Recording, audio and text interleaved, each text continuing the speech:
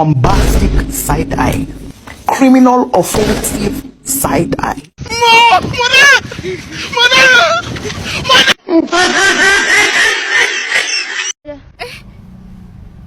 Bercanda, bercanda.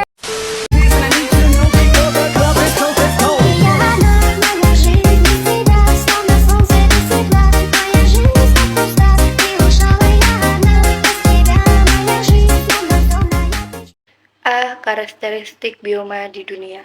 Beberapa yang memengaruhi kehidupan manusia antara lain sebagai berikut. Yang pertama ada listosfer sebagai lapisan yang terluar bumi.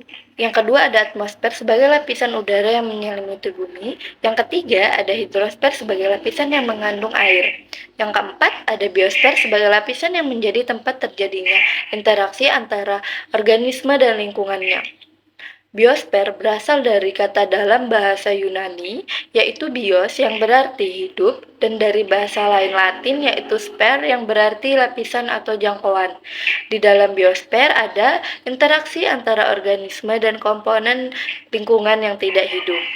Interaksi ini membentuk suatu ekosistem yang berbeda-beda, bergantung organisme dan lingkungan tempat terjadinya interaksi.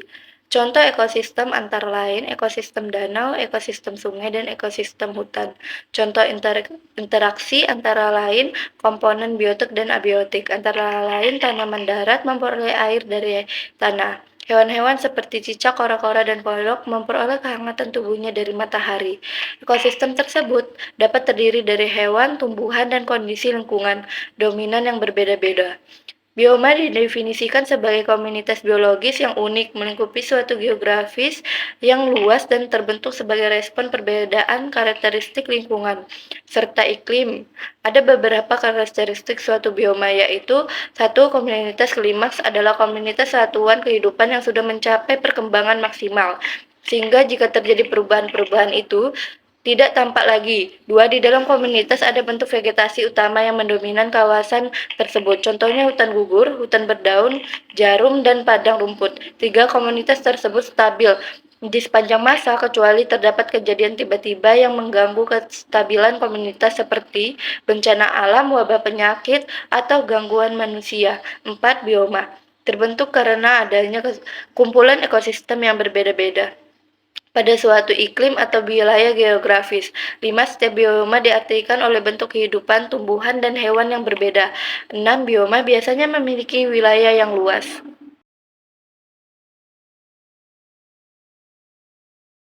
Iklim adalah kondisi cuaca pada waktu yang lama dan meliputi daerah yang luas. Setiap zona iklim memiliki komunitas tumbuhan dan hewannya sendiri. Iklim cukup memengaruhi flora-flora. Beberapa unsur iklim antara lain: yang pertama, suhu. Suhu atau temperatur menunjukkan derajat panas benda. Misalnya, semakin tinggi suhu benda, semakin panas benda tersebut. Secara khusus, suhu menunjukkan energi yang dimiliki suatu benda. Agustin, seorang botanis Swiss, membagi jenis vegetasi atas dasar hubungannya dengan suhu ke dalam 5 kelas vegetasi antara lain: A. Megatherium adalah jenis tumbuhan yang tumbuh di daerah yang bersuhu tinggi atau beriklim tropis serta curah hujan yang tinggi sepanjang tahun. B. Xerophyta adalah tumbuhan yang tumbuh di daerah yang bersuhu tinggi tetapi curah hujan yang rendah. C. Mesothym, jenis tumbuhan yang tumbuh di daerah beriklim sedang dan curah hujan yang rendah dan tinggi. D. Microthym. Microthym, jenis tumbuhan yang tumbuh di daerah beriklim dingin dengan suhu yang relatif lebih rendah sepanjang tahun.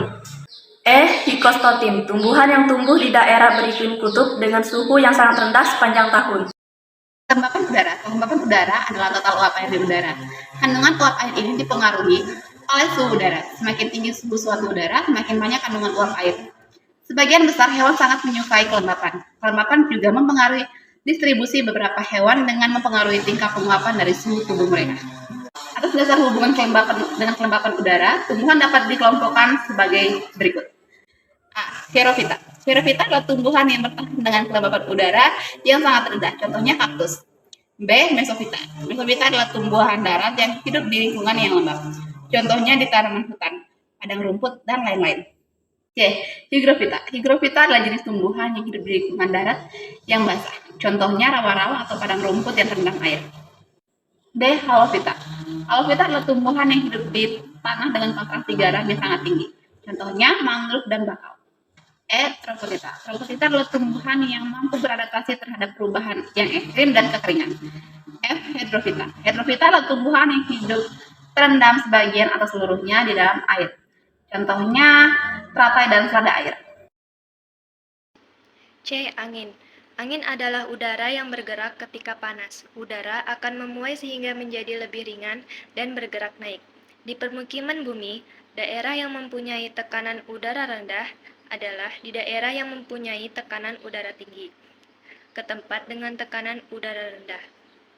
Angin atau gerakan udara mempunyai peranan penting dalam distribusi organisme karena angin berinteraksi dengan faktor fisik lainnya.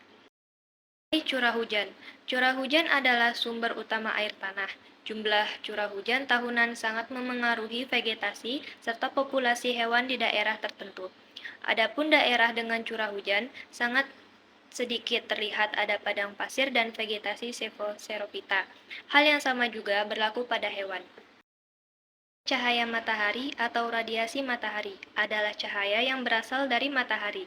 Produk yang dihasilkan oleh cahaya matahari adalah beberapa jenis sinar ultra-ungu. Tumbuhan menggunakan cahaya matahari untuk mengadakan fotosintesis dan membuat makanan bagi dirinya sendiri. Cahaya matahari merupakan salah satu kebutuhan dalam proses fotosintesis, bersama dengan air dan karbon dioksida. Tanaman memerlukan cahaya matahari agar tumbuhan hijau. Keberadaan air tanpa cahaya matahari akan mampu membuat tumbuhan tumbuh tinggi dengan cepat, akan tetapi terlihat kekuningan dan kekurangan air.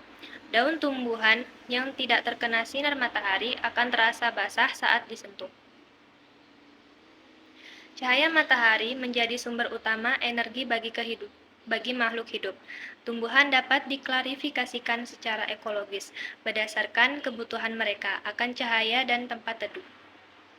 Fisiografis merupakan faktor lingkungan yang memengaruhi kondisi yang berlaku di suatu habitat dan distribusi tumbuhan dan hewan.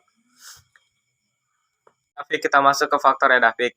Persebaran flora dan fauna alias kondisi tanah suatu daerah. Kondisi tanah itu bisa dilihat dari berbagai aspek seperti tekstur, tingkat kegemburan, nutrisi, kandungan air tanah, dan kandungan udaranya.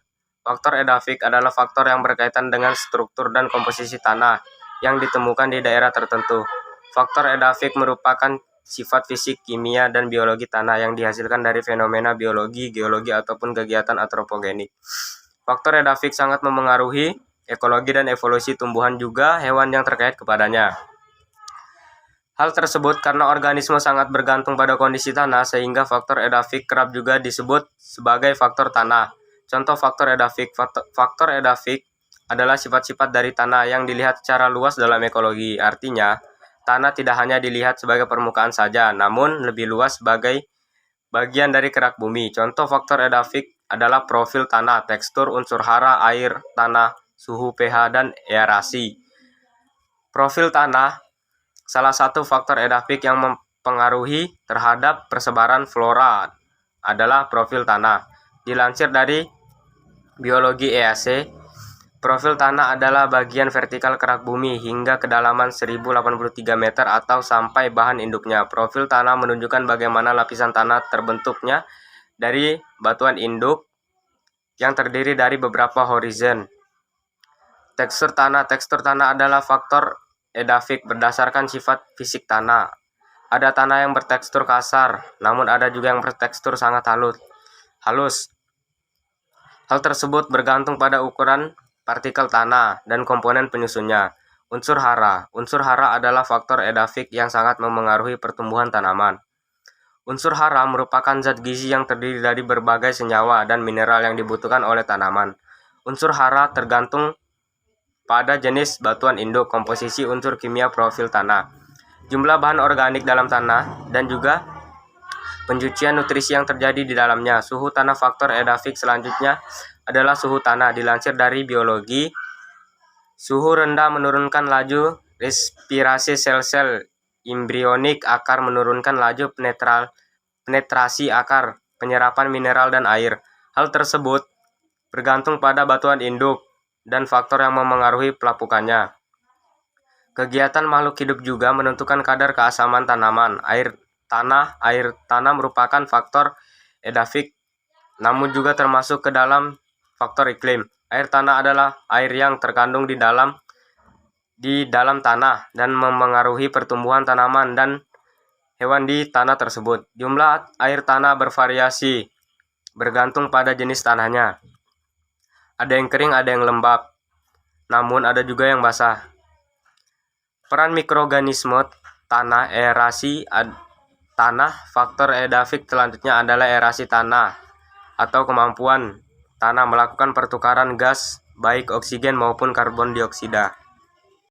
Biotik, faktor terbesar yang mempengaruhi pertumbuhan dan persebaran tumbuhan atau hewan adalah faktor biotik. Jumlah hewan pemakan tumbuhan dibatasi oleh ketersediaan tumbuhan itu karena tumbuhan harus bertahan dan berproduksi baru. Ada lebih banyaknya jumlah tumbuhan dibandingkan jumlah kebutuhan.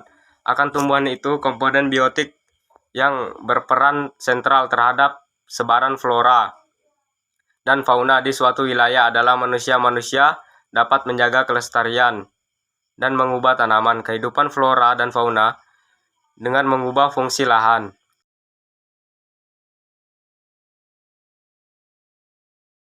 1. Sebutkan dan jelaskan berbagai lapisan yang menjadi objek kajian geografi yang memengaruhi kehidupan manusia. 2. Sebutkan faktor-faktor yang memengaruhi sebaran flora dan fauna. 3. Sebutkan unsur iklim dan jelaskan pengertiannya. 4. Tuliskan 4 faktor edafik. 5. Jelaskan apa yang dimaksud dengan tumbuhan mesofita dan tumbuhan hidrofita. Sekian penjelasan dari kami tentang materi karakteristik bioma di dunia dan faktor-faktor yang memengaruhi sebaran flora dan fauna.